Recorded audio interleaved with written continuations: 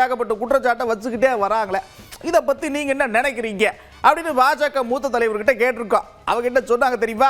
பாருங்க. ₹1 கூட எங்களுக்கு கொடுக்கல, ₹1 கூட எங்களுக்கு கொடுக்கல என்று பொய் பிரச்சாரம் செய்வதை முதலமைச்சர் நிறுத்த வேண்டும். இன்னைக்கு தணிக்கை அறிக்கை என்ன சொல்கிறது என்றால் 7500 கோடிக்கு மேல் தமிழக அரசிற்கு கல்வி திட்டத்திற்கு உட்பட ஒதுக்கப்பட்டிருக்கிறது. இது சென்ற ஆண்டை விட 30% அதிகம் ஒதுக்கப்பட்டிருக்கிறது. சென்ற ஆண்டை விட 40% அதிகம். அதே மட்டும் இல்ல, ஏறக்குறைய 13000 கோடி ரூபாய் மத்திய அரசால் ஒதுக்கப்பட்ட நிதி தமிழக அரசால் செலவிடப்படவில்லை. இதுவும் நீங்கள் இதற்கு பதில் சொல்லியே ஆக வேண்டும்.